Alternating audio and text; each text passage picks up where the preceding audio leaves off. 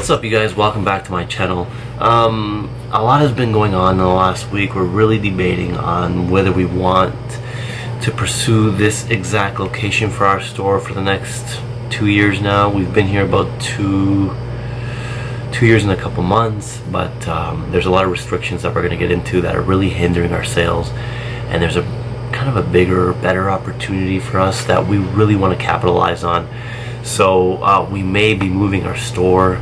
We're not 100% sure yet, and it hasn't been public, but I'm just telling you guys now because this is always the easiest way to get information out, to let you guys know first, just because it's less intimidating because they don't know you guys. If I told people here, they start spreading rumors.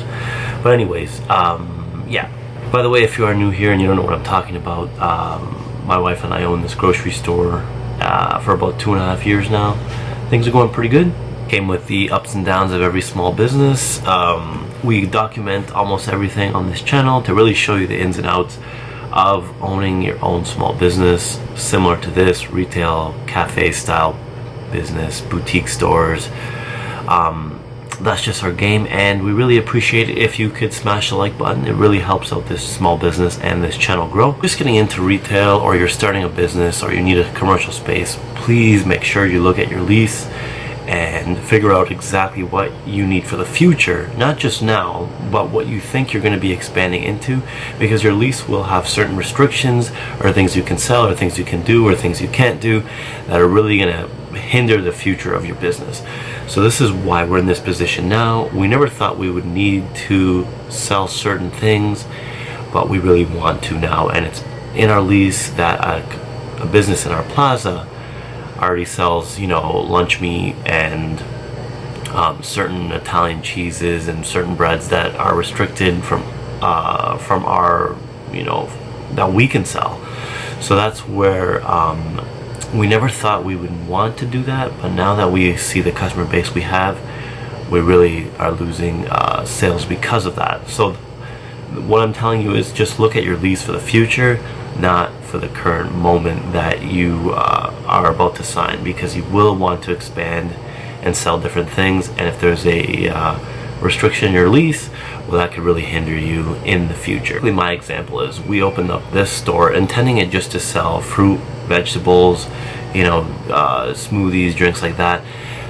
And we had a deli / bakery in the same plaza. Now, in our lease, it restricts us from selling anything, deli related, like lunch meats and Italian cheeses and breads. And that's where we're losing our sales. We never thought we'd want to sell all that, and we're not doing bad by any means now, but that brings a lot of people in. That really builds sales if you can do both. So right now we're doing fresh fruits, fresh vegetables, a million other products. We do have some cheese, but it's not the cheeses that we really could do well with. We have some bread, but it's not similar to that bakery there that's near us. So that does hinder sales.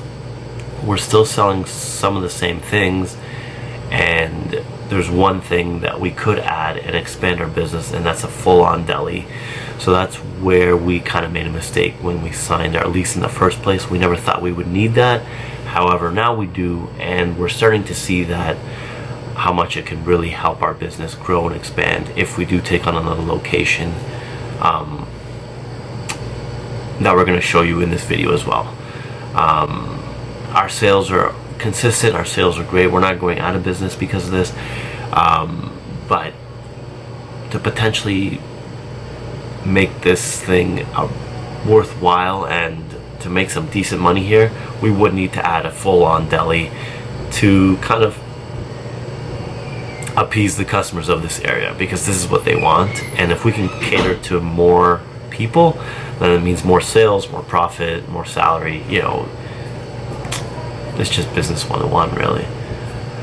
So that may be one of our biggest business mistakes that we have made. I know it will come with a lot more expenses, a lot more labor that would be needed, a lot more just problems, more money, usually more problems in this type of business, especially because you're dealing with food that expires. But I know that it would never hurt us more than it could help us. So this is our back room. We do all of our prepping here. Okay.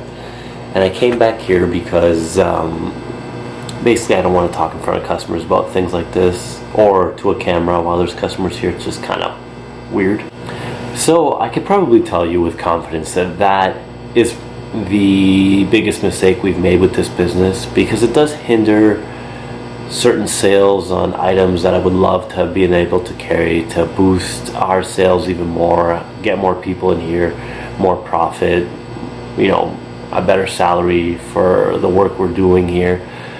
But at the end of the day, that's something I can't go back and change, so I have to figure out how to move on and move forward and see if we can really give this a go with another location that's nearby that I've already scoped out, that it's perfect, the visibility is better, the space is bigger, so we can carry more products without restrictions from anybody else in the plaza, and you know, really make a decent living in this store, and you know, create a space that just caters to a wider variety of people. I know we're always going to have our target customer, but our niche is kind of small with what we carry, because we don't carry a lot of meat products. So we do get a lot of vegetarians, a lot of vegans, a lot of people who, you know, don't need meat in their diet, and you get a lot of people who shop for convenience because we don't have everything. So sadly, they have to go to the bigger stores and find things that we don't have because of certain restrictions in our lease. You know, I know there's going to be risks with moving a business. You know, you don't know if your customers will follow you, even if it is close by. Maybe it's not the location you thought it was.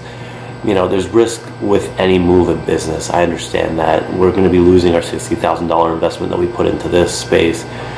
But that isn't, you know, that's a short-term problem, and I'm looking for the long-term future of this business. So that's why we are considering perhaps, you know, moving operations to something that will benefit our future. And to be honest, the building is for lease or for sale, so we'd like to purchase the building rather than, you know, spending money on leasehold improvements and, you know, spending money on rent that we could possibly build our net worth in a building and a business with, right? Just long-term plans that I think is beneficial for us. We'd rather buy the building and have an asset that, you know, if things didn't go the way we wanted, or we wanted to move away from the food industry, well, then we still have the building that maybe will appreciate, that we can sell off if need be. The next move in my life is either this location or I buy a house. Felicia would rather have the house. I think for the long-term future, the location would be better.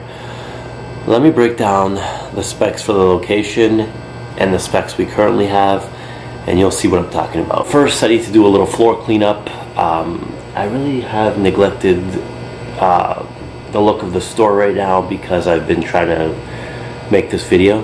So nothing against you, it's on me. I got lazy, I started watching, you know, YouTube, I started using my phone, and the store's counter, nothing looks really that great, nothing looks fresh. I gotta get out there, okay? Alright, so it got very, very busy, and that's a good thing. It's a bad thing for the videos because they kind of get delayed and I might repeat things, but here we are. The store pretty much is jam-packed, unless we bring a designer or some sort of engineer, architect. Then to make more space in here, we're pretty much at the brim here. The other store is, here we go, we're gonna break this down. Are you okay? Come on camera then if you're so confident. Here. I look like a honeydew. Yeah, let's bring that. Actually, let's get a couple honeydews. So we have this ongoing joke that Felicia's head looks like a honeydew, so we call her honeydew head. Which one's rounder? Okay. Now you laugh when I make that comment earlier. You didn't like it. Oh, the current store is 1,600 square feet. The future store is 3,000 square feet. Current store's rent is $3,000 a month. That's with taxes, common fees, and everything. Future store's rent is $4,000 a month. Our current store, mind you, is in a plaza that's always busy. This future store is higher visibility, but it also is more freestanding on its own. It is part of a plaza, but not as busy as this one. So with that being said, the building's for sale for $450,000. Yes, that means we'll have to do all the repairs, the maintenance ourselves. There's no landlord to call when you own your own building. However, it builds our net worth, and we'll actually have a building behind our business. An actual tangible asset is always nice to have when you're in something relatively risky like this. Yeah, any other comments? So that's the reality. I wanted to show you guys, you know, what happens behind the scenes of a small business, what goes through the mind of an entrepreneur every day. It's like, yes, we're doing great. No, we're doing bad. No, I'm going bankrupt. Yes, the world is my oyster. So yeah, that's the reality of that. And let's get right to the building and see if we can get there before dark. So we're on our way. It's about 1 kilometer away from our current location. It is nighttime right now, obviously. It's about 7, so it's dark fast now. Anyways. So we have shown this location in another video, but now we're just, I think we're getting very serious. We're starting to really look at the details now, and we're meeting with an agent just to see, you know, if it's going to be completely feasible, and hopefully sign some contracts and eventually by this year be into this location. So this is the parking lot right now that we're in. This is the side door. Our own personal parking lot. Yeah, that would be pretty cool. Nice. So yeah, here we go. This is the front. So our trucks would come down this way. This would be our front door. Parking is on this side and around that side. It's about double the size we have now. This building is completely done, so you know there's no renovation costs. It was already a former grocery store, so the upfront costs are going to be very, very low. It's just about paying the lease, which is about $1,000 more than we pay now, or buying it outright, which I told you the price was $450, and that's justifiable for the size, the space, and the location. I mean, you could tell it's a busy street if you really look down here. Like, you got a lot more traffic than our hidden kind of store. About 30,000 cars a day pass this corner, so yeah. So it's obviously a big decision. I obviously have my doubts and my concerns, and my excitement level is high for this, but I don't know. It's always scary. It's scary to open a business. It's scary to move a business. It's scary to think about. Any added commentary? Ooh. Not really. This is the way we used to vlog. This reminds me of our random traveling vlogs. But no, this is good. I like this. I have a vision where there could be a nice canopy out here with fruit along the side of the building as well, and possibly some tables so people can eat the lunches that we provide. You know, we've done this for 2.5 years, and I've done it for a much longer time than this. So I think this might be a good move based on the location. You will find out soon enough, I hope. My biggest worry is just the street and how busy it gets, and the access from the one side of the road. That's just like my biggest concern. We're currently waiting for one of our delivery customers to come outside. We delivered to her. She works at a factory. Long story short, she's a great customer. We don't do this for everyone, but we're sitting in the factory parking lot, and she usually, you know, comes out. We just give her a box and put it in her van. So the life of a small business owner will bring you many adventures that you never thought were ever going to happen in your life. You'll meet a lot of great people, some weird people. A lot of evil people too that want to scam you. But this one's good. Yes. All right, so if you made this far, guys, thanks for watching, and I hope you subscribe to this channel to see the life of a retail store owner. It's good and bad. Mostly good. Okay. Bye. Ciao.